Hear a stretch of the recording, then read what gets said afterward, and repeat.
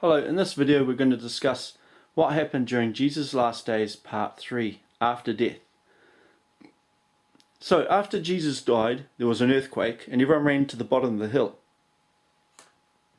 The sky became dark and it was like an eclipse for about 20 minutes.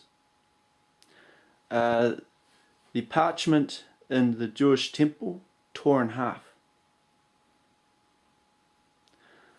Right. So the mere chassis that was Jesus died and was decoupled. So it's artificial intelligence that was controlling the body.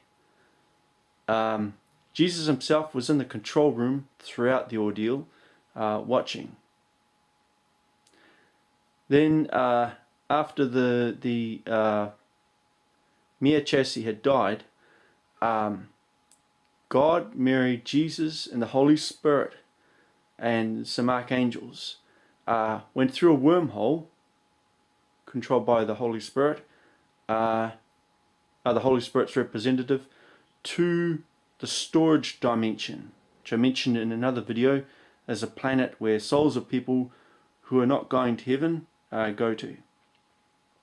So all the people from the Old Testament, including Noah and Adam and Eve, were in the storage dimension waiting to go to heaven. There are many archangels there. And upon arrival in the storage dimension on the planet in the darkness, Jesus asked for a bridge to be opened to heaven, and the wormhole was left open that went to heaven that everyone had used to get to the storage dimension. It was illuminated by a rainbow using angel vision.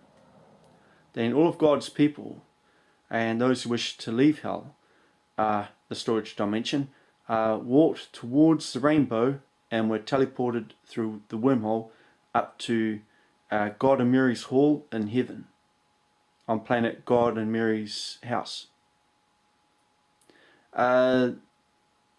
There were problems with the Mayans, the people of Sodom and Gomorrah, and the Egyptian army and Egyptian king that died during the Exodus. It took some convincing, but eventually all of them went to heaven. They all went to purgatory, the ones who committed sin, and then after purgatory, many were allowed to live in heaven. They're all living in God's house right now, in heaven. Okay, so after that took 3 days and 3 nights. And a bit longer with the groups I mentioned. Okay, on earth, things were a bit different. The one who had conducted the crucifixion had gone into Jerusalem, and then the Roman army sought him and told him he had to go back up there and remove the body. Everyone was terrified to go up there. So the guy who conducted the crucifixion brought his horse and cart and the ladder and all the tools mentioned, and went back up to where the one single cross was in order to remove the body. The process of removing the body involved unhooking the cart and then maneuvering the horse so it was facing towards the post and was pegged. Then a rope was run from the horse over the top of the post down to Jesus' body, and then secured under the armpits and around the waist to take the weight. The horse was moved back to a couple of paces in order to take the weight, and then pegged again. Then from there, what happened was using an axe and a saw, the guy cut underneath the nails where the hands were and got the nail free, keeping most of the cross intact. So it's just a small cut in order to loosen the nail and remove the nail carefully. So each arm was removed like that, and then a side cut was done into the side of the wedge, not the post, in order to remove the nail that was in Jesus' feet. This would mean that the cross would remain there for some time. So once the nails were removed, they were placed in the cart, and then the horse was moved forwards, and the body came down on its own, leaving the spar and post as the crucifix. Once the body was on the ground, it was wrapped in cloth and cleaned up, and then placed in the cart, and then the one who carried out the crucifixion took Jesus' body on the back of the cart into the town, and then paid for a crypt that had already been dug by someone else, and Jesus' body was placed in there, and then the stone was placed in front of it. And so that's how that happened. With regard Mary and Mary of Magdalene, the very next day some rabbis turned up and kicked them out of the house. So back then there was a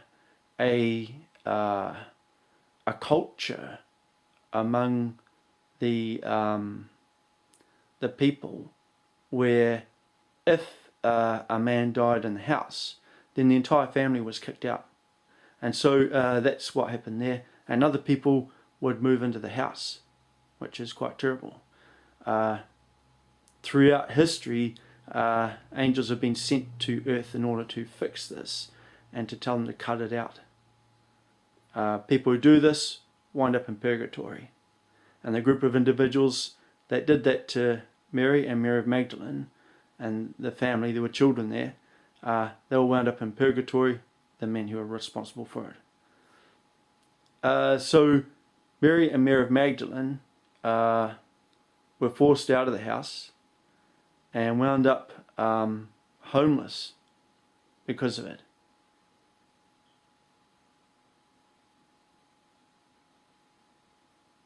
So an archangel was sent there and with a horse, and took Mary and Mary of Magdalene and the apostles out into the desert, and a spaceship, Melissa 347, was sent from heaven, and on board was God, Jesus and the Holy Spirit and some archangels, and Mary got on board the spaceship, and that's how Mary returned to heaven. So it's a 4-day trip from Earth, and Melissa 347, which looks like a cigar-shaped spaceship and has been seen over the skies of Earth and in space. Mary of Magdalene wound up with the Roman soldier that had escorted them, and the family were looked after. And so that's what actually happened there. I'm the Archangel Daniel, and I'm from heaven.